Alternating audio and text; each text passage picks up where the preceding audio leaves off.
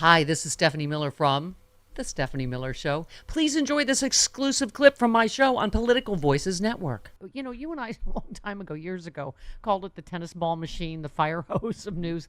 But it's just, oh my God, there isn't even a reference anymore, is there? Turned up to 11, spinal, if you're going with a Spinal Tap reference. It's just every day is a barrage of awful lies, incitement of violence, racist, sexist, fill in the blank, right?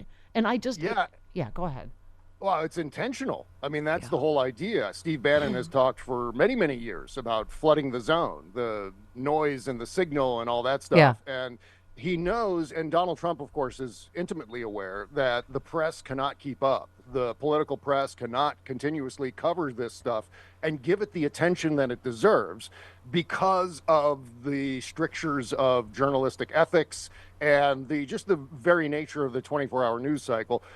They're not able to do it. And there is a way that they could try to do it, but I get the sense that they're not even trying to cover all of these things, giving them the weight that they deserve. Otherwise, if they did, we wouldn't be in the situation that we are, because they're not really putting all of this stuff into the proper context. The only context they're giving us every time Donald Trump blurts something awful is, how is this going to affect his polls for the election? Right. How is this going to, is he going to win the week with that? It's something beyond numb. You know, it's just like I'm going, okay, 2 days ago, death threat, dead Biden in the back of a pickup truck, lying about talking to the family of, a poor woman that was killed.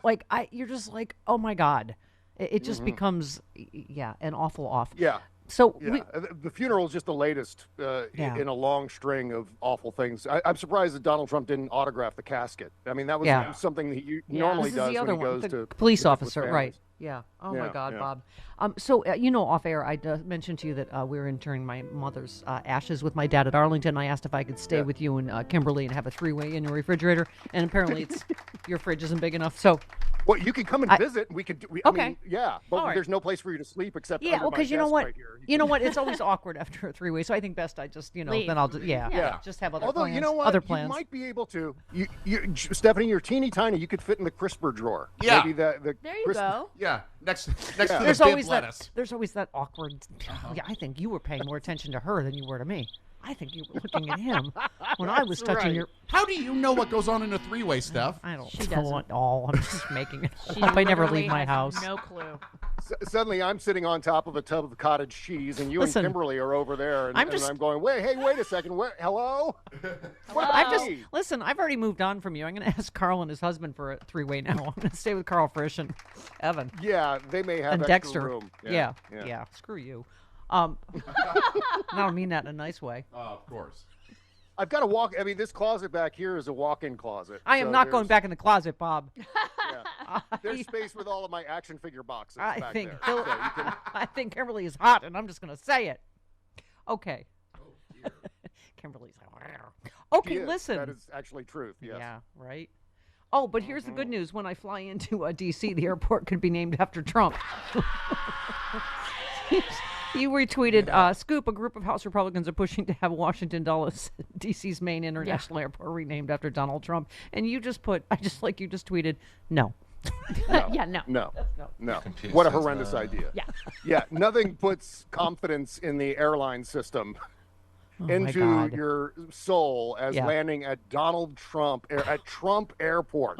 Because immediately when you think of Trump Airport, you immediately go to Trump Steaks, Trump University, Trump Foundation, Trump Vodka, Trump Water, all things, the Trump Tro Central, all these things are either failed or on the way to utter failure. And so you don't want to be involved in an airport that associates with someone who crashes businesses all the time. I know. Oh my God. And how on brand is the Truth Central or whatever the F it is? Central. Huh?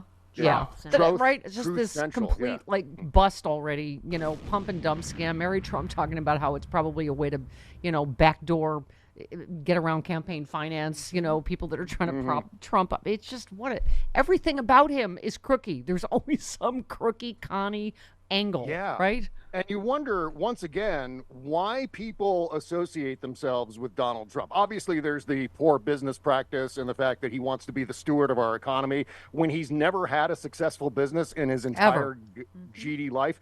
The other thing is,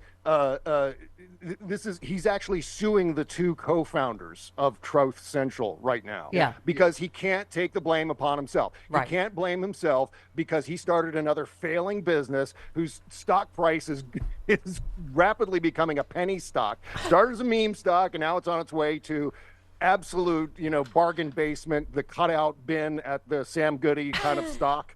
And, right, stock prices. So now he's blaming the co-founders. Yeah, for that, exactly. suing them because Of course because that's what he does. He sues. Right. He doesn't pay people.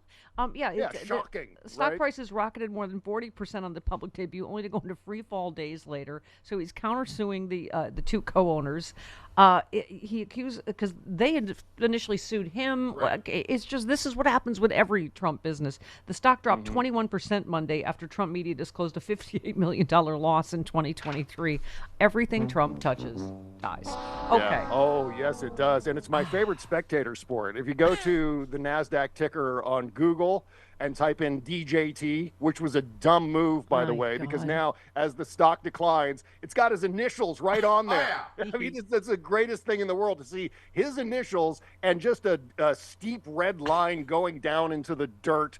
And that is my favorite thing in the world. It's better than baseball season. It's better than streaming television. I strongly advise watching this particular streaming show, Tro Central, failing. Thank you. And please, God, could you take your organ out for me? Please, God, let Florida be the next thing he loses, his home state, because you you tweeted about you don't have to, you can put your organ away. Thanks. Florida voters can decide in November whether to protect abortion rights and legalize recreational marijuana. And you said this is elections-changing news. Florida should now be considered a toss-up or better. And you said Trump will have to spend money to compete in previously safe Florida, money he and the RNC do not have. At the very least, yeah.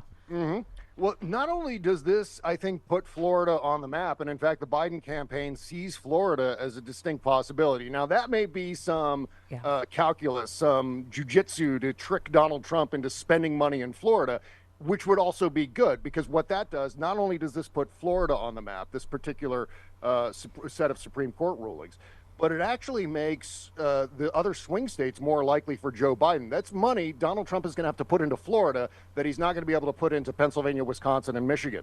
And that's great news for Joe Biden. See, this is the thing. This is where the money becomes, I think, a much greater factor in terms of a metric, in terms of how this election is going to turn out, than the polling itself. If you just watch the money bombs coming in on the Biden campaign, it's enormous, and they can completely outspend Trump. Yeah. Talk about this for a minute. John Heilman talking about Florida real quick. Florida is a state that Barack Obama won twice.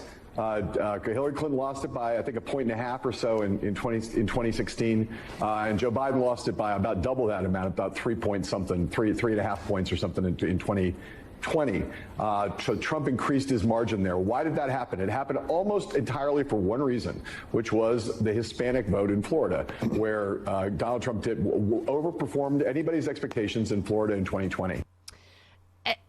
Here's the dilemma. We just played the audio of, this poor woman who was murdered by a boyfriend, and Donald Trump saying he talked to the family, which he didn't, and the sister coming out and saying, I just wonder, do any of these stories break through? I know a lot of us are like, when he started his campaign with, Mexicans are rapists, you just didn't, you're like, what, how is he getting any of the Latino vote?